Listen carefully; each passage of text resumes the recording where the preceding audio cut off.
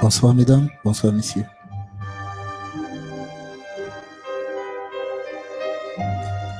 Bonsoir mesdames, bonsoir messieurs, merci d'être là.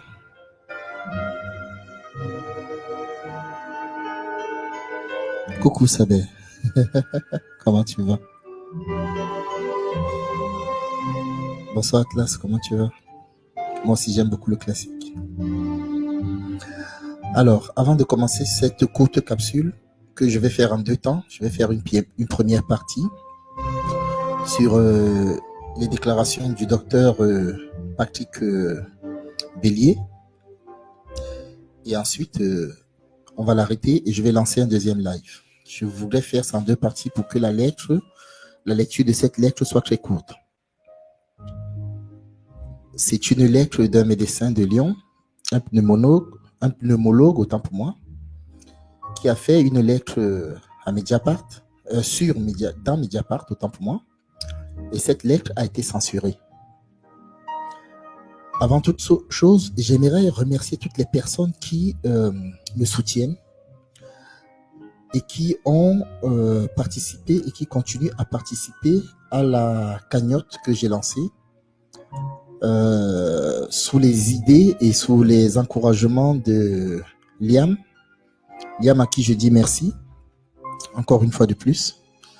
Je tiens également à remercier toutes les personnes, une fois de plus, qui ont participé et qui continuent à participer à cette cagnotte. Vous allez constater que le son est en train de s'améliorer.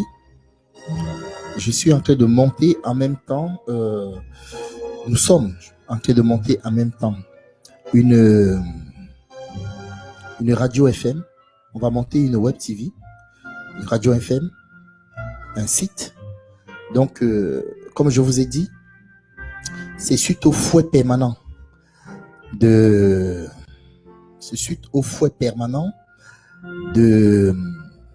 comment dirais-je, de YouTube et de sa censure que j'ai eu le soutien de plusieurs d'entre vous qui m'ont conseillé d'avoir un site indépendant. Donc, ce site indépendant est en train d'être mis en place. J'ose croire que la qualité du son est bonne. Bonsoir Saber, comment tu vas? Il y a un lien là en dessous si tu veux monter. Eric, j'arrive. J'arrive. Je vais lire cette lettre qui est au-dessus là. C'est, comme je disais, la lettre du médecin Patrick Bélier. Je vous avais fait un post il y a quelques mois. Je vous avais dit que j'avais reçu des documents de plein de médecins parisiens et dans les environs concernant le fake coronavirus. Et j'avais annoncé un live. Et suite à l'annonce de ce live, à midi, mon ordinateur avait été attaqué. Au début, je prenais ça pour un jeu, mais le technicien chez qui j'avais apporté l'appareil était sûr à 90% que ça venait d'une attaque. Mon ordinateur avait été tout d'un coup noir. J'avais toutes les données avaient disparu. Toutes les données. Il y a certains parmi vous qui m'ont dit que il y avait une forte chance que ce soit ça, d'autant plus que au début de cette affaire que j'avais appelée le business, Corona Business, beaucoup de gens ne comprenaient pas ce qui se passait. Ah ouais, c'est sûr, ça c'est clair. Et donc, vu que j'avais un langage complètement décalé par rapport à ce qui se passait, je n'ai malheureusement pas eu beaucoup de soutien parce que la peur, la sidération, les gens, voilà, c'était inimaginable ce que j'osais dire en disant que c'était un fake. J'ai commencé par vous dire que cette histoire me faisait penser étrangement au fake sida, VIH. Et je vous ai déjà parlé du fake sida, VIH me concernant parce que j'ai été victime de ça dans ma famille. Mon frère en est mort suite aux médicaments et non pas à la fausse maladie. Je répète, le syndrome immunodéficient qui existe, hein, le sida, mais le VIH qu'ils prétendent avoir isolé, c'est un mensonge. Et donc, malgré que des médecins comme celui de la crampe comment il s'appelle déjà, du docteur Montagnier, font des révélations ces temps-ci, on voit bien que c'est quand même eux qui ont été à l'origine de l'implantation de ce crime. Et c'est pour ça que je suis en complet désaccord avec le docteur Montagnier concernant le fake VIH, je répète encore une fois de plus. Ceci dit, je vais vous lire la lettre donc d'un médecin lyonnais qui a pris sur lui et qui a porté ses couilles, excusez-moi d'être voilà, vulgaire, et qui a décidé de balancer la sauce. Sachez que les éléments que j'avais à ma possession partaient dans ce sens-là. C'est l'une des raisons pour lesquelles j'avais demandé à ce que on aille regarder dans les morgues, qu'on aille regarder dans le centre de déclaration des décès des mairies, le centre national des décès, et beaucoup parmi vous avaient fait ce travail de vérifier qui était mort de quoi. Au jour d'aujourd'hui, nous sommes malheureusement dans une société où le système que nous combattons, si ce système ne t'a pas validé, ne t'a pas accrédité en tant que quelqu'un dont la parole peut être porteuse ou peut être crédible, eh bien, tu n'es pas suivi. Et c'est là où je trouve qu'il y a une grosse dissonance cognitive entre notre perception de la chose, c'est-à-dire que comment voulez-vous que nous soyons en train de combattre un système et que c'est ce même système qui décide qui a raison et qui n'a pas raison, qui doit être écouté et qui ne doit pas être écouté. Je répète une fois de plus, le docteur Montagnier, oui, ces temps-ci, il est en train de dire des choses exactes. Oui. Il y a le professeur Govi Rekmire qui a sorti un documentaire qui s'appelait Message à la jeunesse africaine, où il a fait un décortiquage et un détricotage historiographique des guerres bactériologiques. On en est arrivé à la conclusion suivante. Le corona, le fake corona, n'a pas une existence naturelle et a été fabriqué. Toutes les personnes qui disent ça sont étiquetées de complotistes. En fait, comprenez bien une chose. Les personnes qui utilisent l'expression complotiste, il faut les mettre de côté. Ils signent même par cette expression et par l'utilisation de cette expression leur appartenance au système. Donc, soyez fiers si on vous traite de complotiste. Et voyez en la personne qui vous traite de complotiste quelqu'un qui a baissé son froc pour servir le système contre la volonté populaire et contre les biens, comment on appelle ça? Si on peut utiliser la guerre du bien contre le mal, c'est les gens qui ont choisi de servir le mal. Voilà. Donc, je vous lis rapidement cette lettre-là. Merci Isabelle. Stéphanie, bonsoir, comment tu vas? Oui, c'est clair que je suis ciblé, ça fait un moment, laisse tomber, regarde. Tu m'avais dit, Jules, fais attention avec tes lives, mais gère tes propos, je me rappelle de ça. Dis des choses, mais sans toutefois être brutal, ben j'arrive pas. Donc, du coup, il trouve toujours l'occasion de m'allumer. Bon, bref, c'est pour ça que je fais ça en 2 temps. Cette première lettre ne risque pas de faire l'objet d'une censure, sauf si vraiment il baisse, il tombe encore plus bas que terre. Et il me censure. Alors, c'est parti. Je vais vous la lire. Madame, Monsieur, ma vie est devenue un enfer. Je souhaite témoigner à propos de cette épidémie de Covid actuelle. Une seconde. Je vais devoir avancer au fur et à mesure. Comment je peux faire? Ah, je crois que je vais lire ça sur mon téléphone, ce sera plus simple. Ça va être compliqué, mais moins compliqué que de monter chaque fois. Ouais, je crois que c'est ce que je vais faire. Excusez-moi. Excusez-moi. Je vais recommencer. Alors, Madame, Messieurs, ma vie est devenue un enfer. Je souhaite témoigner à propos de cette épidémie de Covid actuelle.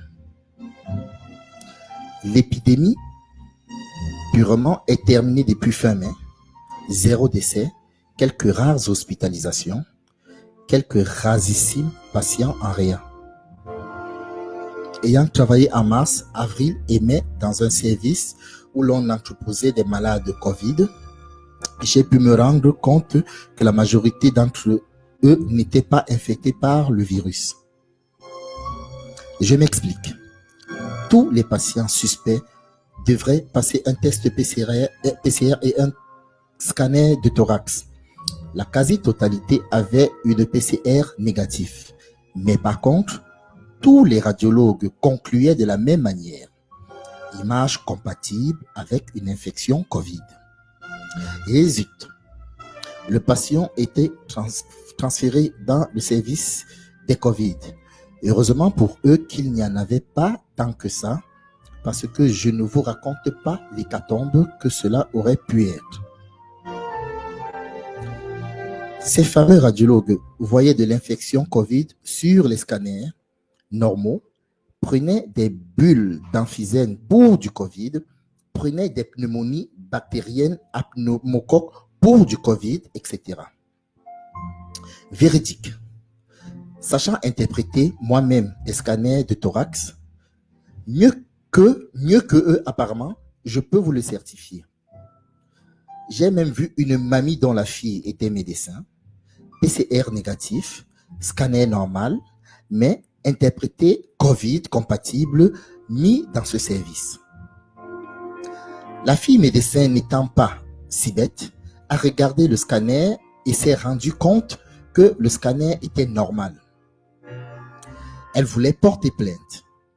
J'ai insisté pour que cette mamie soit immédiatement sortie du service.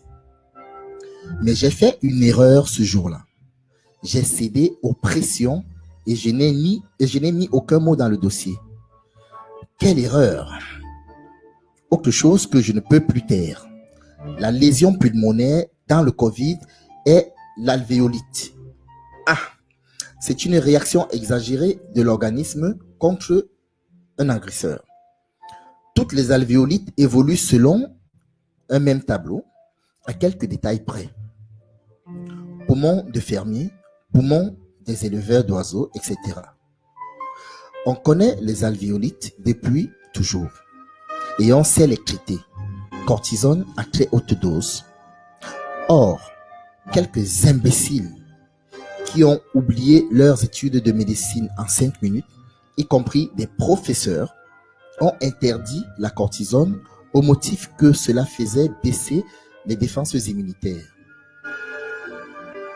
Ces mêmes imbéciles ont oublié que la cortisone affaiblit les défenses après plusieurs mois de traitement continu et encore de façon modérée. Ce n'est pas de la chimiothérapie. Ces imbéciles sont responsables de combien de morts? Des centaines, des milliers.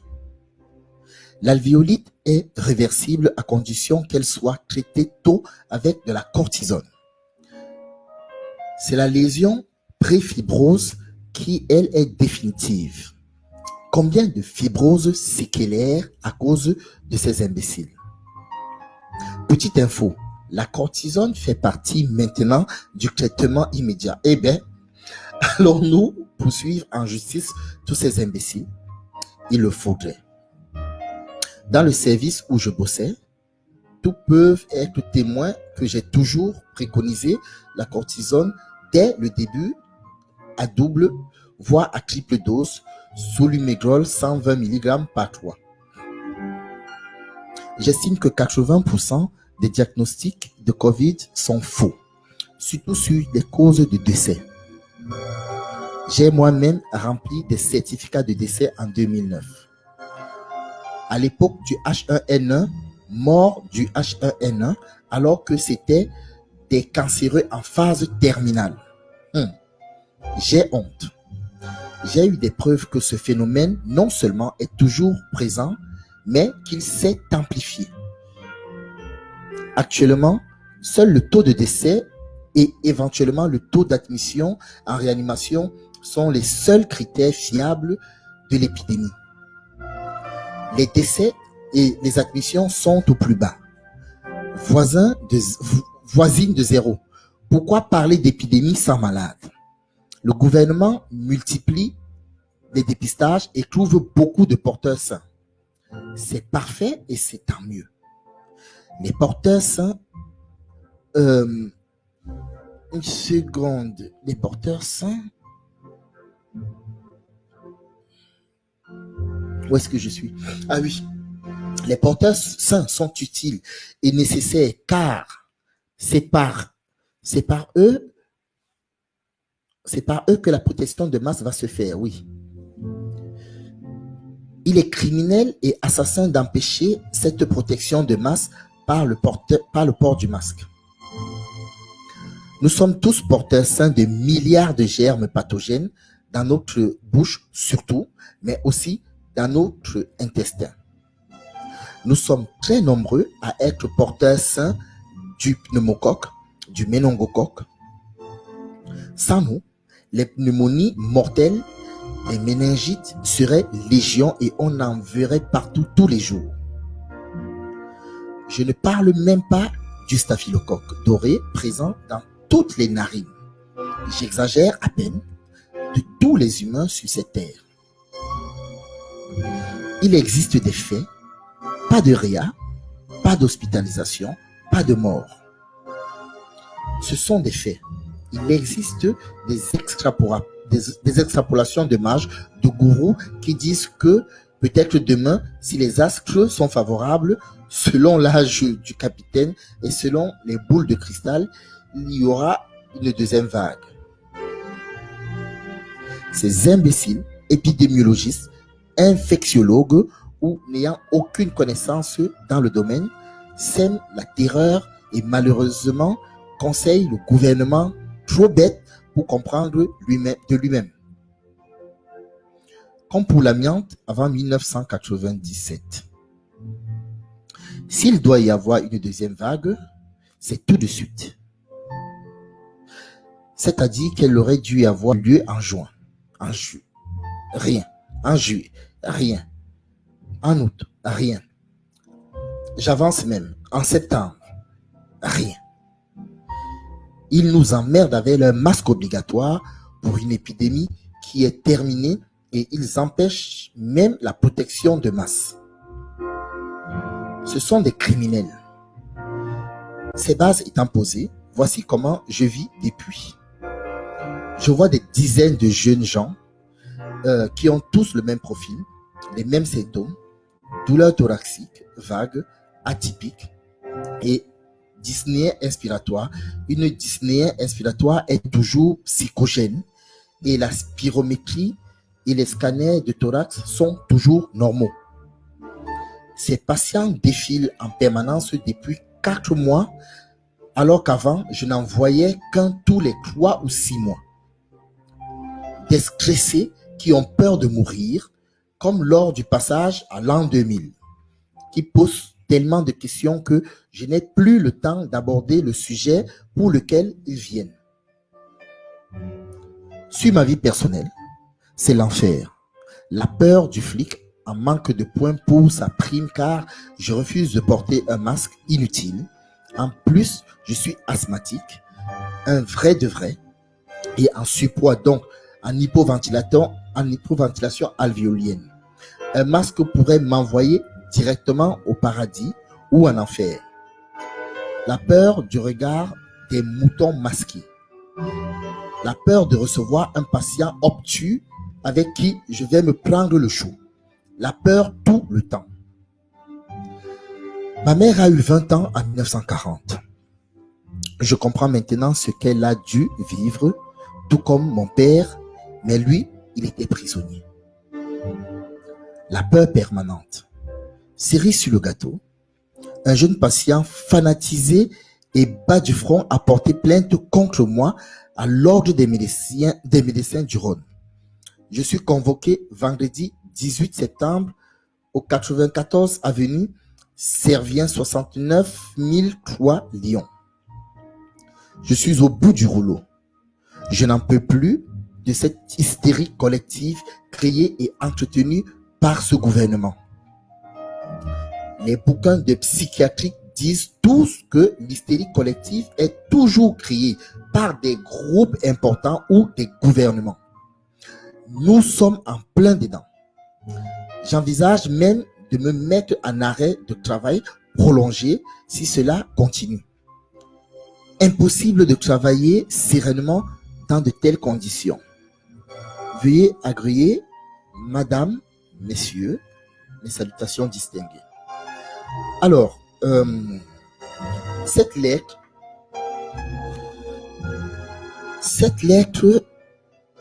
est une lettre faite par un médecin qui, au début, a voulu garder son anonymat.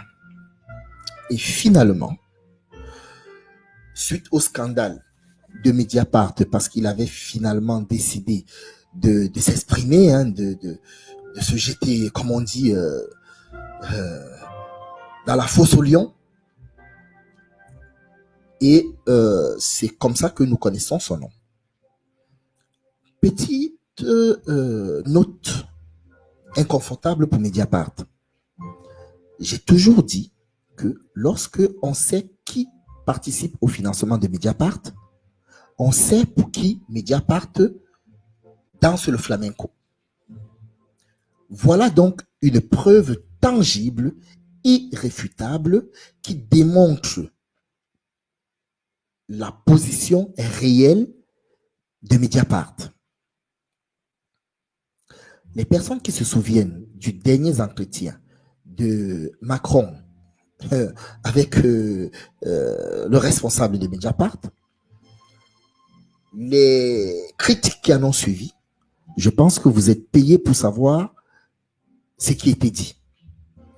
Ceci dit, je préfère arrêter d'abord ce morceau parce que je voulais le faire très court pour que ça puisse être partagé au grand maximum. Vous pouvez télécharger cette capsule, la rediffuser dans vos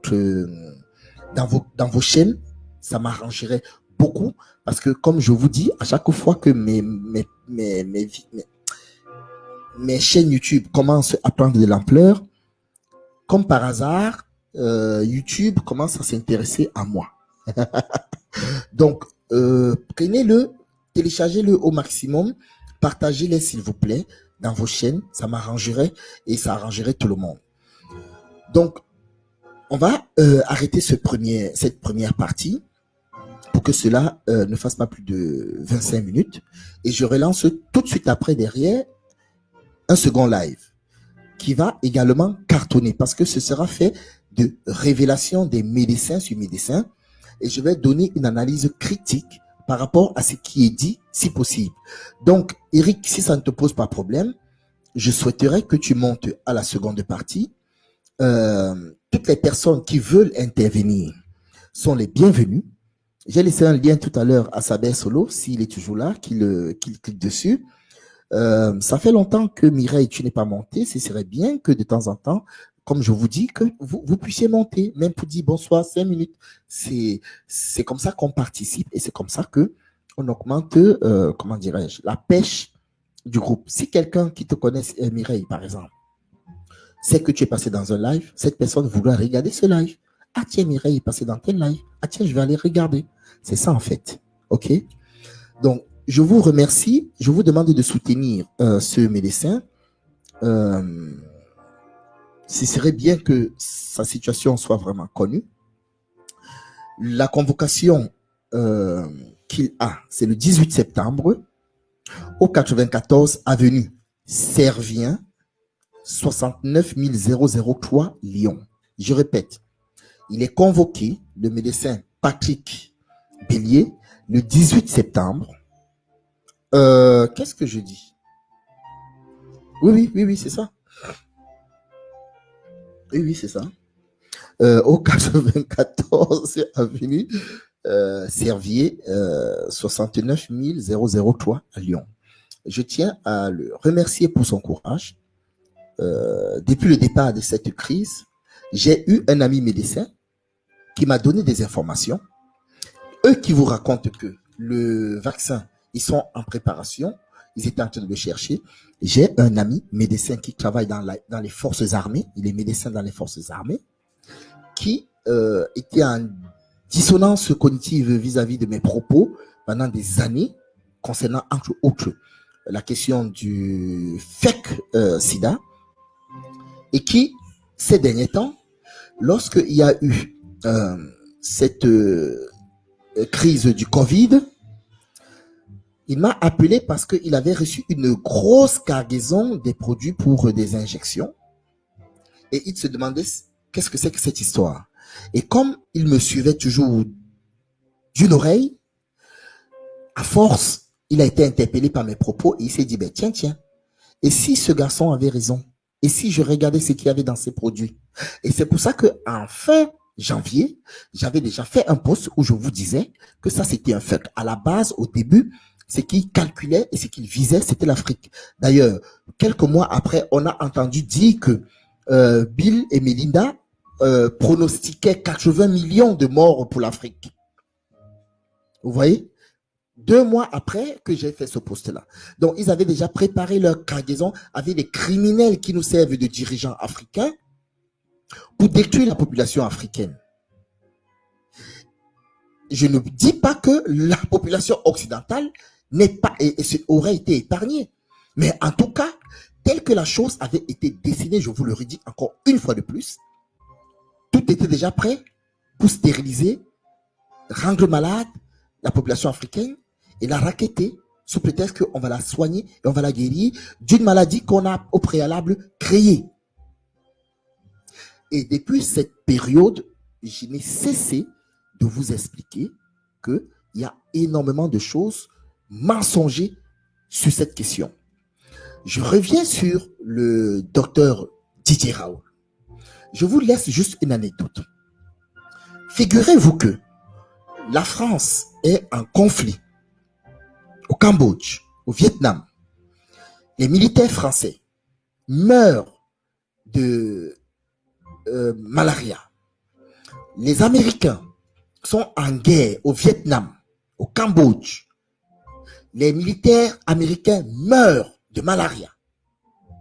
Ils apprennent que les militaires locaux, donc cambodgiens et vietnamiens, ne souffrent pas de cette maladie parce qu'ils prennent l'artémisia.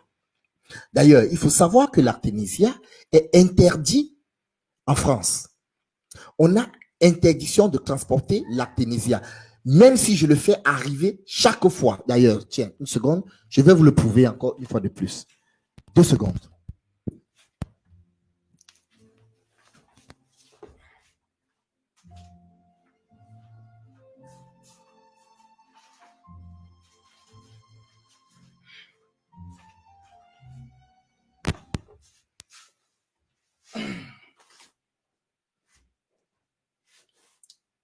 Excusez-moi. Excusez-moi. Alors.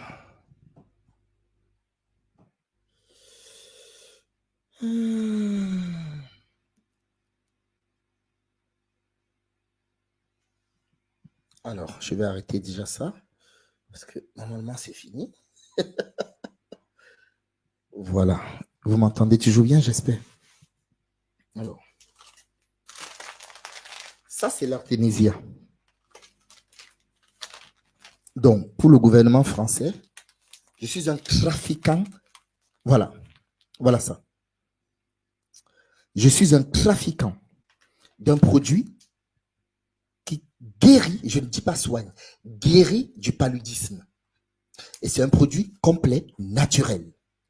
Mais on préfère soigner, je dis bien soigner, vous ne guérissez pas, donc vous prenez à l'infini des médicaments tels que la chloroquine, la nivaquine, tous ces dérivés-là, la quinine, le plaquenil. Il faut savoir, je vous répète une fois de plus que tous ces produits sont des produits qui donnent des crises cardiaques. Donc, on vous explique, même le professeur Didier Raoult dit que ces produits doivent être pris au début de la crise. Écoutez bien, au début de la crise. Parce que au milieu de la crise et plus tard, ils peuvent être très dangereux.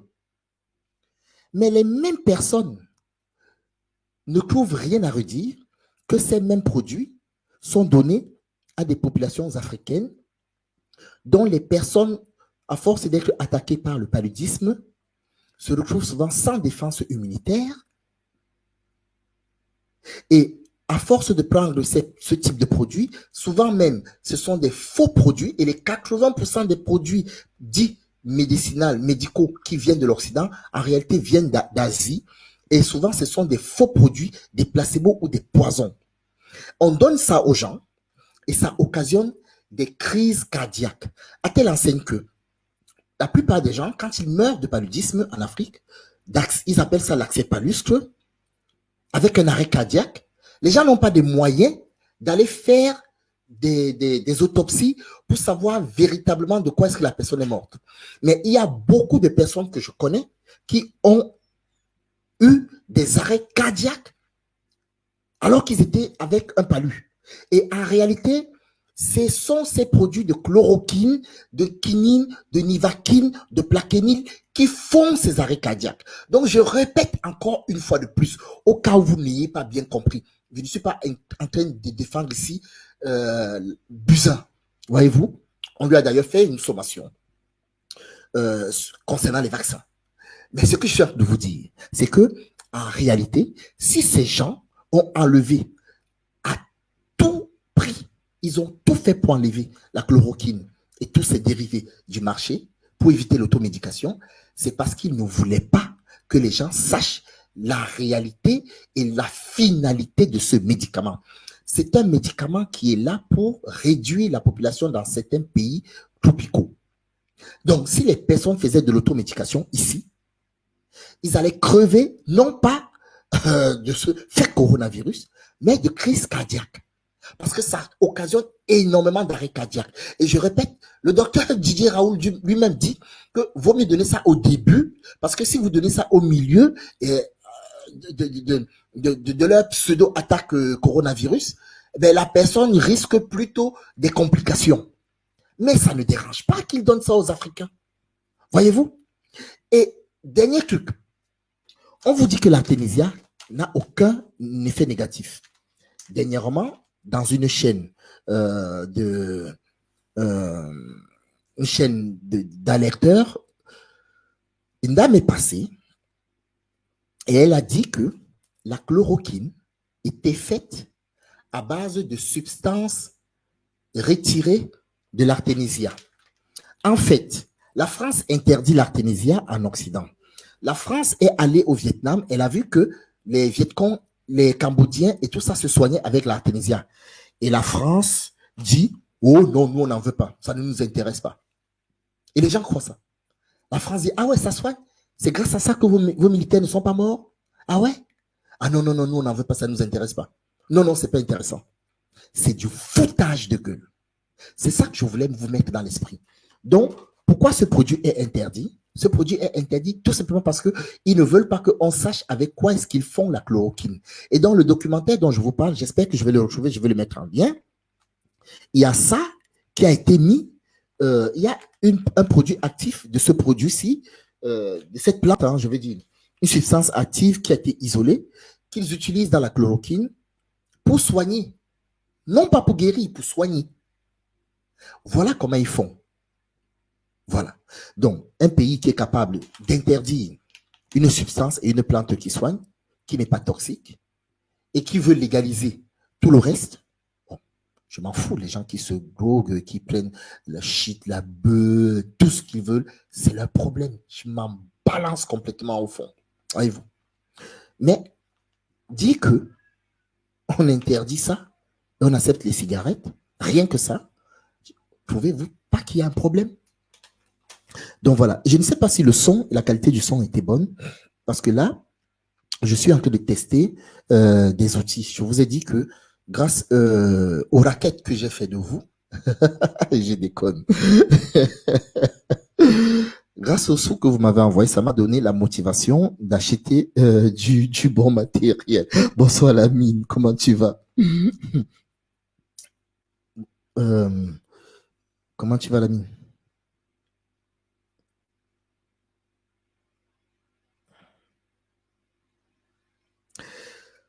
Écoute, la quinine peut soigner, le quinquilibre traite, mais ce ne sont pas les mêmes principes actifs qui sont utilisés. Il y a énormément de principes, de produits, de plantes qui soignent et qui guérissent le paludisme dans des zones tropicaux, une zone tropicale autant pour moi. Il y a énormément de plantes qui soignent ça. Il n'y a pas que ça. Hein. Mais je vous dis simplement que l'histoire de la chloroquine, en fait, c'est ça. On est en train de tuer des populations entières. Et on vous dit tous les jours que c'est grâce à la chloroquine que les populations africaines ne sont pas tombées malades. C'est du gros foutage de gueule.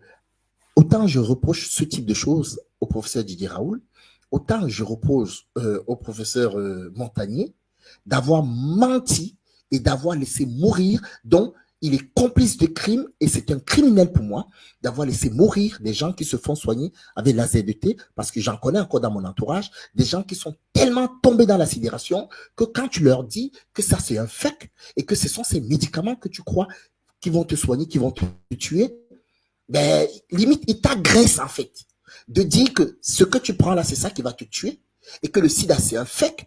De dire ça, c'est devenu criminel à leurs yeux. Alors qu'ils sont en train de se tuer. Et je suis une preuve vivante. Je leur dis, ils me disent non, ton diagnostic était une erreur. J'ai sorti les posts de quelqu'un d'autre, d'un chanteur, d'un artiste canadien, québécois, qui a expliqué, lui, il était aussi séropositif. Tous les journaux canadiens le savent. En tout cas, il avait été décelé, décrété. Je préfère utiliser l'expression décrété, séropositif. Et quand il a expliqué qu'il a compris ce qui s'est passé, ça fait 3 ans qu'il a arrêté de se tuer à petit feu, eh bien, il n'a jamais été autant en forme. Comprenez donc une chose, le VIH et le fake Covid, c'est exactement les mêmes principes. C'est pour museler les gens et organiser des assassinats de masse. J'appelle ça des génocides. En bon entendeur, salut. On va arrêter là parce que sinon je vais aller trop loin. D'ailleurs, j'ai déjà dépassé les 30 minutes que je voulais faire. Je relance une seconde partie et là, on va s'éclater, les amis. Donc, je vous mettrai le lien et vous monterez. Salut Fidji, comment tu vas? Maris Baptiste, bonsoir. Wang, salut. Comment tu vas, Vincent? Salut. Oh, ça me fait plaisir que vous soyez là. Ah là là là là. Voilà. Est-ce que le son était bon? Je vous ai posé la question, mais je n'ai même pas suivi si la qualité du son était bon. Sinon, je vais prendre un autre micro. Je suis en train de le tester comme ça, séance tenante, parce que le montage, il n'est pas simple. Et en vrai, je ne suis pas un spécialiste de ce type de montage, donc je suis obligé de tester au fur et à mesure. Je vous remercie beaucoup pour les likes.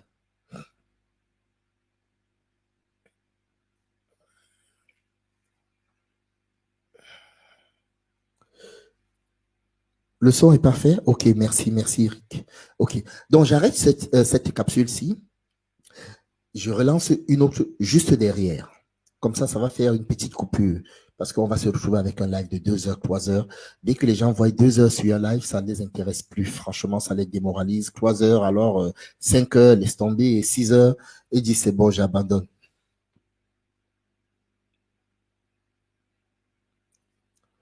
Ah, l'image est floue. D'accord. Ok, je vais rattraper ça. En tout cas, j'espère. Je vais voir ce que je vais faire. Ok, d'accord, ça marche. Ah, peut-être c'est parce que ma caméra est très loin. Ok, je vais voir ça. Merci, Fidi. Merci beaucoup. Donc, je vous dis à tout de suite.